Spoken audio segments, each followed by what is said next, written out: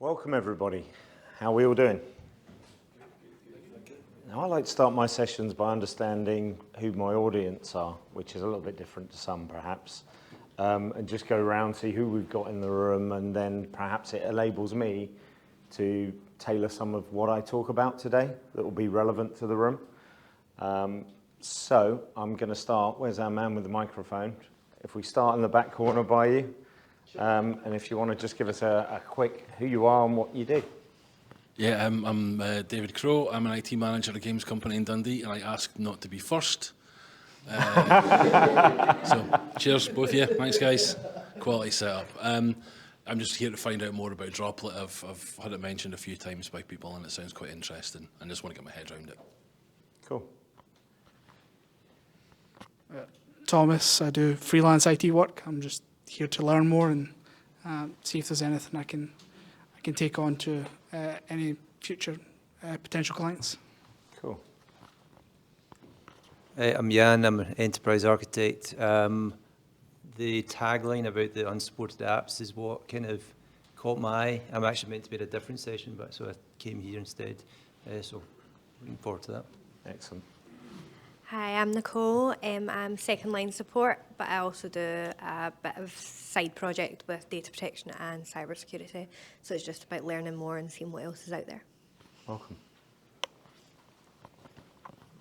Hi, I'm Rosalind Woodland. I work for a large facilities management company. I'm the information security manager currently, and wanted to come along to the session again for the unsupported apps. Hi there, my name's Martin Shaw. I'm a member of the cyber operations team at the University of Edinburgh. So I'm mainly here about the unsupported apps. As you can imagine, university, we've got a lot of weird stuff all over the place that's quite often very unsupported. So hoping to learn more about ways we can sort of change things, secure things.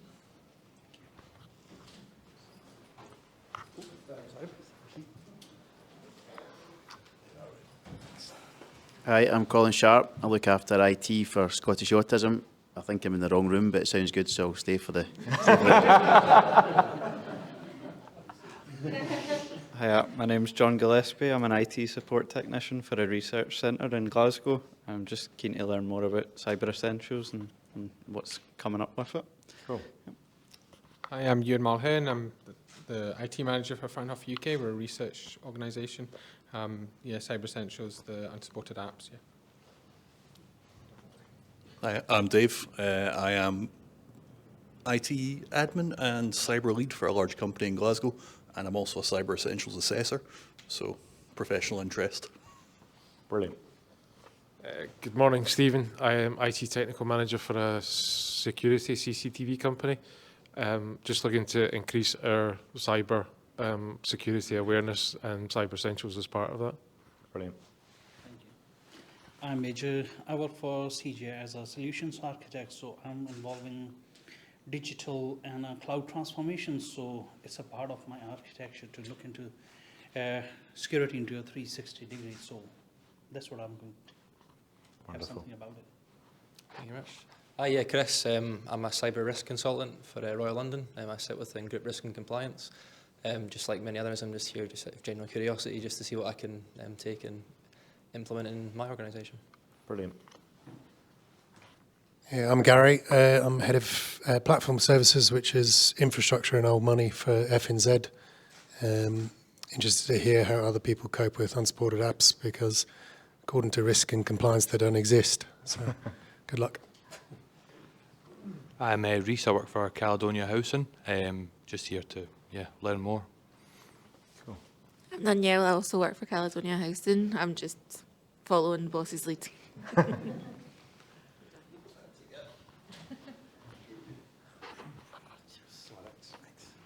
I'm Donny Graham. I'm an application and security engineer for a veterinary company. And achieving cyber essentials is something that we need to do. So, keen to hear what you want to say. Mike, I'm infrastructure and security manager for the same veterinary company. Cool.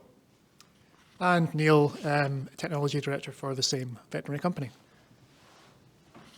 Hi, I'm Akshata. I work as a cloud security engineer for Amazon. Cool. Almost there. Hey, you get 2 minutes left here, Tom. Yeah, but this is good. This is good. Well, I can do this in 5. That's fine. Hi, I'm Paul Stewart. I work for Talis UK as a GRC manager. Again, interested in all things Cyber Essential and unsupported apps. Cool.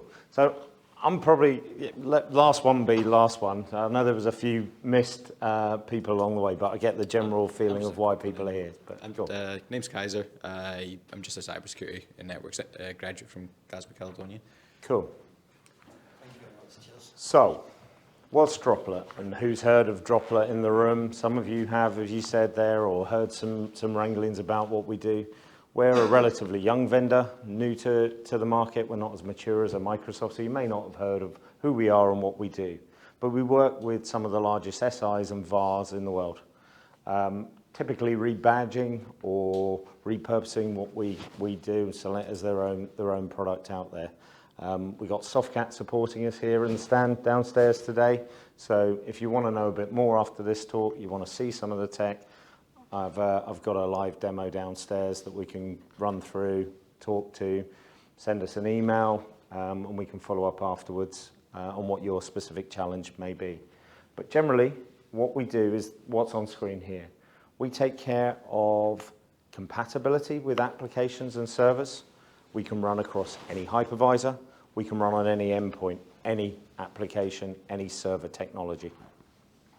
Oldest ones we've done, OS2 Walk 4 for the Co-op Bank, for example, where core and central to everything that they do has been built around a technology that is not easy to always move forward. It's not easy to always take things to the latest and greatest. And then it's how do you secure that? How do you make that relevant? How do you make that non-disruptive to your organization? And I'll show you some of that today. The security piece is key to this, and is why we're all here at Scot-Secure today. So we have trademarked something called Never Trust. You've all heard of Zero Trust, where you get identity. I'll talk a little bit more around security later in my slides about how we do security. And ultimately, what that then leads to is compliance, which moves me forward. I haven't got my compliance slide in here. I'm going to talk about compliance then. On the 24th of April, there was a new governance standard by the NCSE. They've raised the bar on what is now a pass. Lots of you heard unsupported apps, Cyber Essentials Plus, the new V3.1 standard that's out there. And it's taken out of the game things like Trend Micro, as sandboxing, application packaging. So those of you that have applications packaged to run on modern operating systems, if they're not in receipt of patches, modern day standards, that's now going to be a fail. We had some compliance officers here within the room that was said earlier. They're now going out looking in the audits for, you know, is it sandboxing that people are doing? Is it app package? Are they in receipts of patches and updates? If not, they need to be in something called a true isolation layer. It has to be properly air-gapped. It has to be separate from the network. Can't talk to the underlying infrastructure. And that's causing a lot of challenges. Like we work closely with companies like IASME, who the NCSE govern part of what is this new framework standard. We've been through with the likes of EDF Energy on the nuclear power side, MOD, some NHS customers, one up here actually, Tayside is a customer of Droplet. And we've been through the cyber audits from people like our friend in the room today that come in, look at infrastructure, pen test the infrastructure, try to crack into what they're doing in the legacy layer. Because if we look at that as a use case, how is legacy ever going to go away? NHS is a great one to talk about because data's got to persist, not just for 1, 2, 3 years, for a person's lifetime. They have to keep data on you. Beyond that, they have to keep it beyond when you die for medical research. They tried to implement, and they have successfully to a degree, implemented something called EPIC within their organization to take a centralized look at and ingest all data into a central system. The problem then is they no longer have contextual awareness to what that data is and what it does. So it became useless for them. So NHS have had to start to stand up older systems again, put them live on the network to look at what the contextual awareness is, because it means nothing to them. The data on itself means nothing without the application that drove it. They don't understand the testing process. They didn't understand what went on. And to move forward, you have to look at the past. You have to look at what was tried, what was failed. So how do you ever keep that? In a world that's constantly evolving from a security point of view, you're getting Patch Tuesday come out, you're getting all these updates from Microsoft that may break your app packaging process because it has dependencies back to the underlying operating system. You have APIs, you have SDKs, they're all attack surfaces in that your hackers are coming after and they're going for. So that's the challenge of why it's been bespoke, it's been customized. If you're in sort of like enterprise, an application does the job it needs to do for the purpose of which it is. The reason it has to always move forward is because of the security challenge, because new threats come out, because you have to patch, you have to update. It's a constant cycle. What we at Droplet have been trying to do is saying, right, if something's fit for purpose, as long as you can lock it away, as long as you can absolutely secure it, as long as you can isolate it, in something that can't be fat-figured, something that can't be misconfigured, that's got to be a great way to go forward. And we're optimized for legacy, but we run modern just as well. Running across, as I said right at the beginning, any hypervisor from the server side, so we can run us in cloud, you can run us on-prem, you can run us on bare metal, if you wish. We're completely agnostic of that layer. Going to the operating systems across the back, again, pretty much agnostic across the board. Nice, easy, simple to stand up, deploy. We've replaced a Citrix system the other day for a customer. The whole proof of concept took half a day. They were up running, then they went in, carried on installing the apps inside the framework. So we're not overtaxing on your time and energy to get this stuff actually stood up. We're a great believer in slideware is great. I can show you great demos. Get it in your environments. Try it with your applications. Try it with what will work for you. Don't try and drink the Kool-Aid of what I may talk about here. Try it in your own environments. Go pen test it. Go and find out what our customers are finding out about how good this stuff is. Because seeing's believing, and it's not about us showing you great slideware. It's not that expensive either from a Droplet point of view. The RRPs on it, about £11.50 per user per month on the client side, £2,500 per year on the server side. So it won't cost you $1 million either, which is slightly different to how other companies are going around. Covered this off, any cloud. I don't care where it sits. You can be hybrid, it can be on-prem, it can be a mix of both. We're totally agnostic in a true isolation layer. We have no dependencies back to the underlying systems. So therefore, I don't care where you want to run us. This never trust model. The way in which we do it is we're a containerization technology built around our own ones and zeros. We're not using Docker or Kubernetes. We have our own patented technology that we built from the ground up right from the get-go. The main guy that we have as our coder, done cybersecurity as his major. He has built security by design from the ground up, from the get-go. We initially wanted to build an application delivery platform to rival the likes of the Citrixes, the VMwares, the AVDs as there are now there, and do it in a very simplistic way without all of that complication, all the overhead, all the management. We achieved that, but what we didn't see, and where we've evolved over a company as the years has gone on, is because we built it secure by design from the start, people start saying, hang on a minute, I can put my legacy stuff in here, I can then secure it down, I can lock it down, I can make it so that a hacker can't come in. We trust nothing. Every bit of external traffic away from this isolation layer is dropped by default. I don't care if it's good intentioned, I don't care if it's bad intentioned, I don't care if it's ugly intentioned. We just say, you're a foreign entity, you're an external to us, we're a true isolation layer, you cannot get in. Everything is dropped. You can't configure that, you can't fat finger that.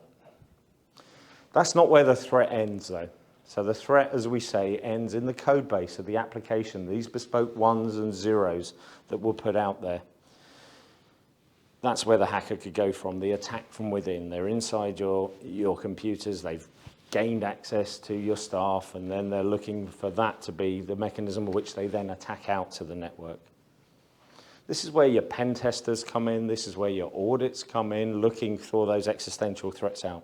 You can lock down outbound if you want, but that doesn't work for applications. Applications still need to talk out to Active Directory, to DNS, to a multi-tiered application stack.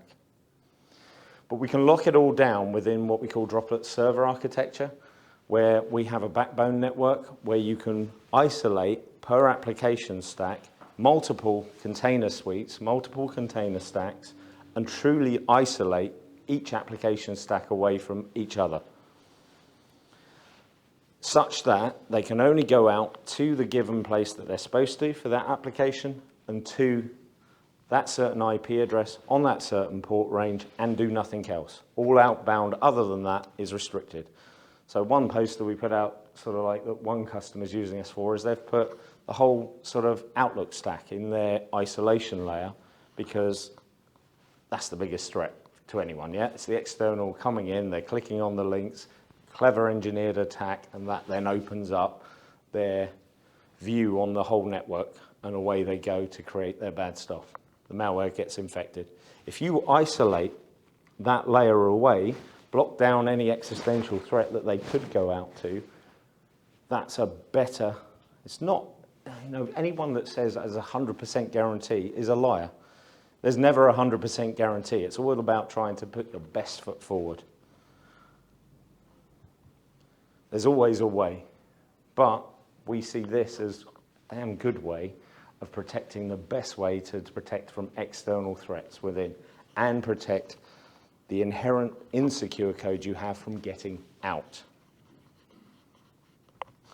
We also encrypt between the two. So any data in flight that comes out of a Droplet container gets an encryption level. We're building in the lab at the moment an encryption technology that will be able to defend against the likes of what's coming as well, the future. Because the biggest threat that military are worried about, that everyone's worried about, is quantum computing and the qubit and the way in which that's going to be able to crack cipher so easily. So we're building our encryption technology to be that ready. And we'll have like a dial at first because it could be very CPU intensive to be able to offer that kind of protection, which could be expensive. So we'll offer like a dial to start with. But as that threat goes in, so we'll be able to dial up that security around what is protecting. So you can't get an attack from the client side. You can't get an attack from the server side. Only a Droplet client can talk to a Droplet server. And the man-in-the-middle attack is protected through the encryption cipher between the two. Pretty good way to do it. And we can exist anyway. And that's really kind of Droplet from a nutshell. Scalability-wise, we're a flat file structure. We have deployments that are tens of thousands. We have deployments that are just 50. You know, that's our minimum order of size that we'll deal with. But as I've already alluded to, we have banking customers, military customers, nuclear, power, and they're constantly pen testing this stuff. To date, as I stand here today, we've never had a successful breach from any pen tester from an outside-in threat, because we're just dropping everything. It could be a zero-day attack. I don't care.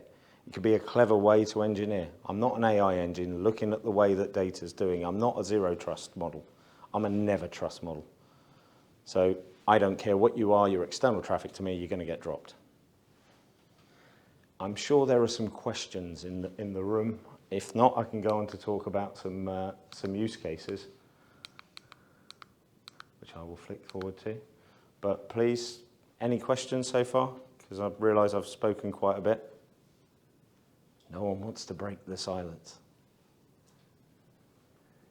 No? So one big customer of ours, EDF Energy, we're protecting both nuclear and non-nuclear networks now. From them they had, I've got to be careful, I'm being recorded here, so I can't talk about what they had, but they had an external threat.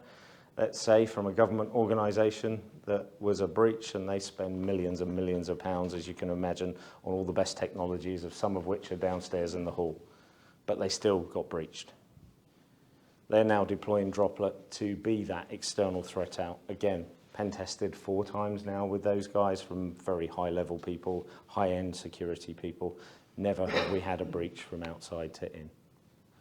We've locked down some of their external threats where the inherent code is insecure, and therefore you can then tighten and lock that external down. To an nth degree, you can lock down for them now what they do external.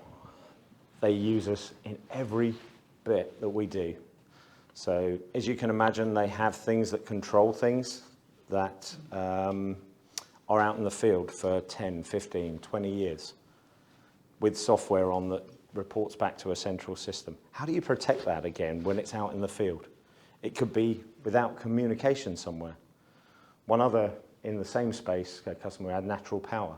They take external feeds from wind and solar panel stations, and they're like a central control center, taking in from all of the external manufacturers to be able to control the wind farms. There was a breach in March. Again, you can go and Google all of this, where at a local level, they had no control of the wind farm. The manufacturers couldn't get access to their pieces because Natural Power had put Droplet in place. So they have individual sort of VPNs that are set up for each different farm that they log into and each different manufacturer they have logged into, and they have them separated in a Droplet container for each, with that security I explained wrapped around it. They still had central control of all those wind farms and solar panels, even though the hosts locally had all been breached.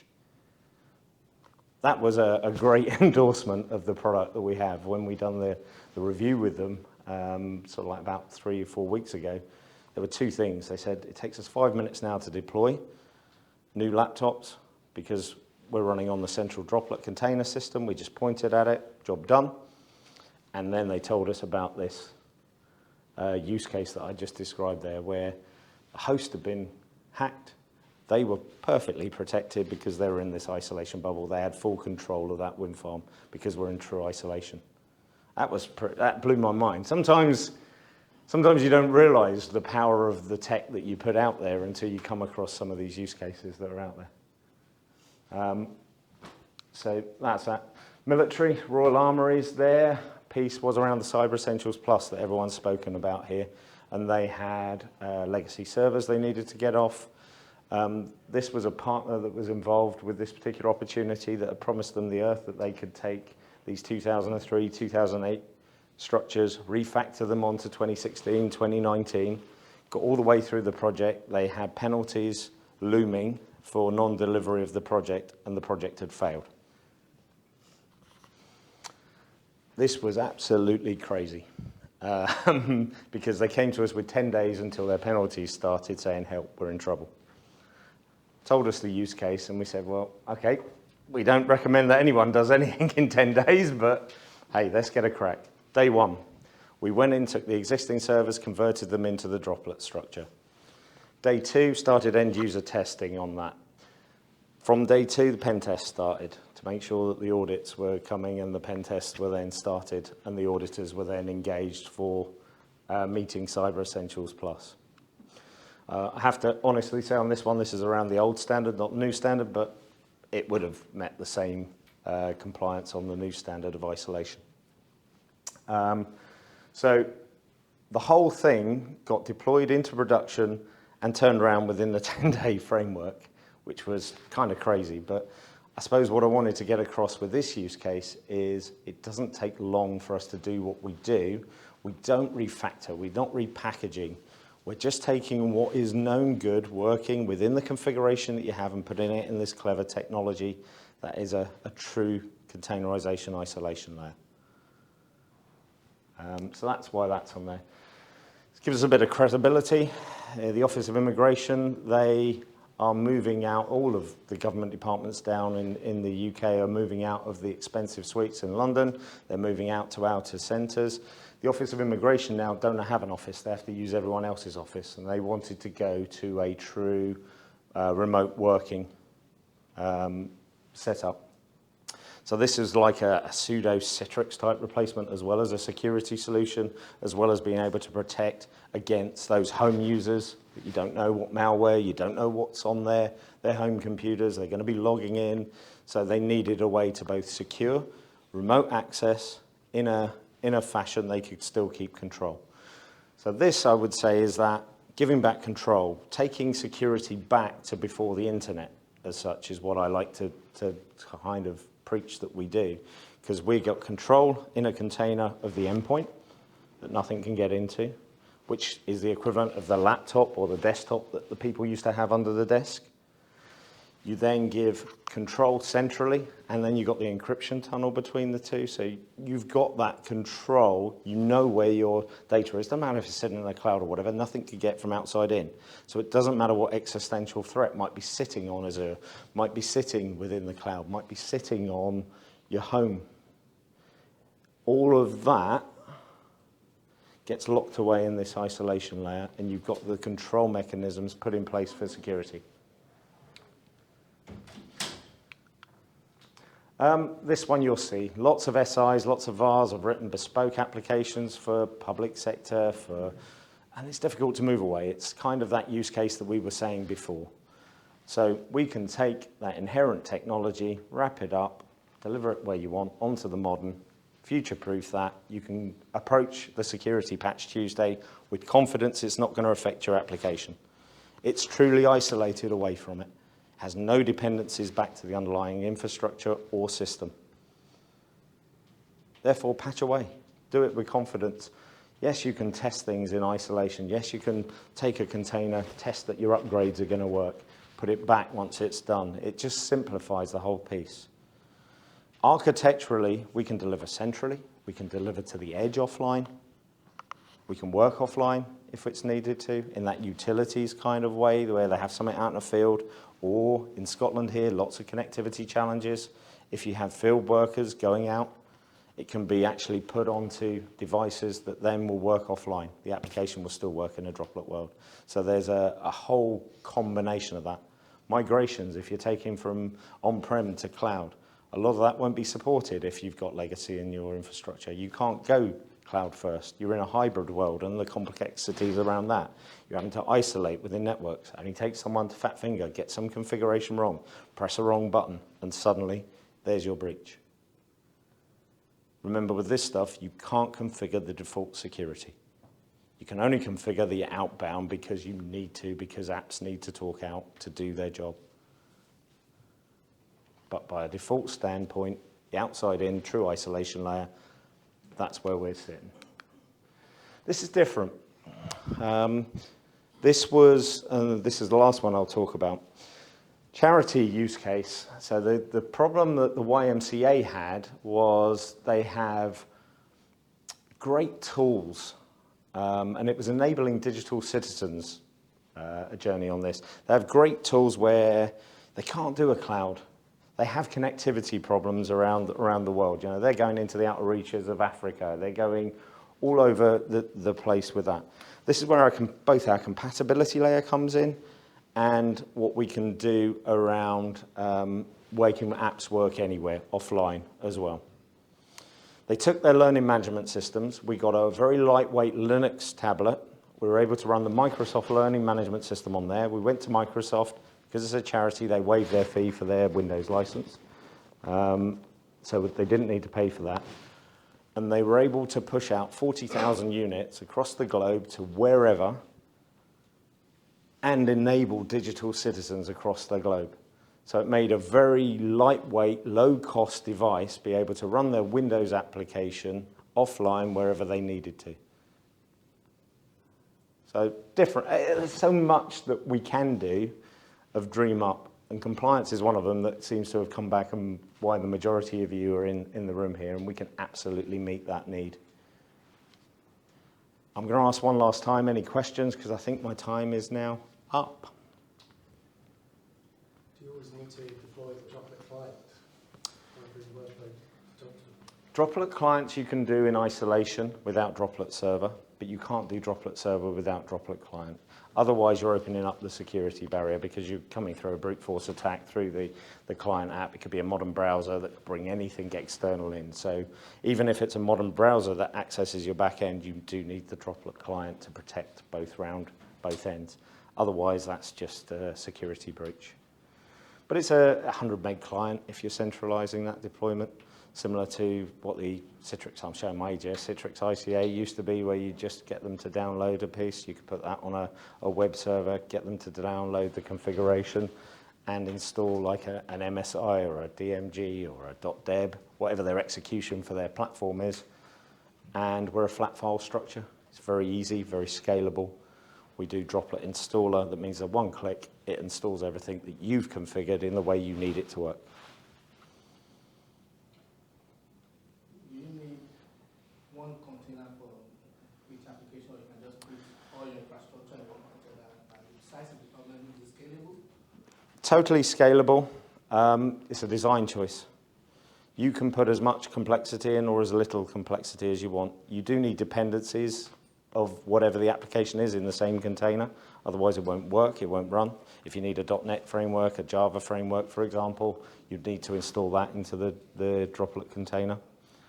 But the limitations we underpin around whatever the underlying hypervisor is or the physical system is, and we can scale Droplet up to whatever size they support. So I think it's, 196 gig on most 64-bit operating systems now, as well as a stupid amount, of course.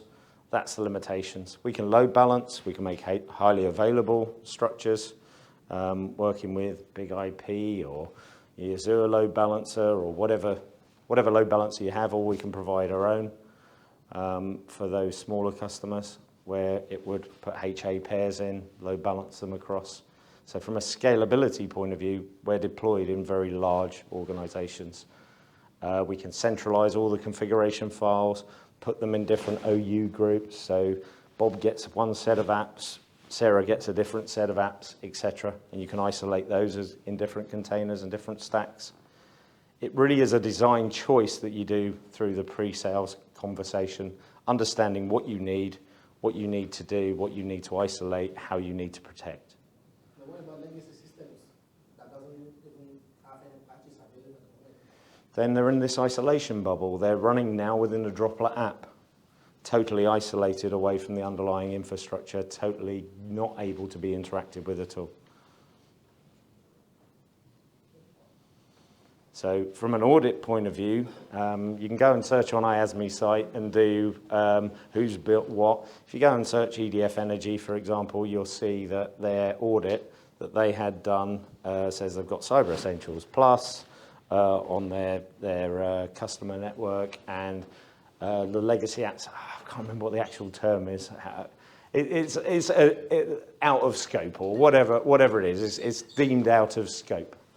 And the only way you can get out of scope is being a true isolation layer that's audited, that's pen tested, and meets the requirements of what the NCSE govern now. A man's nodding, by the way, who's an actual assessor. Any other questions? Thank you for your time.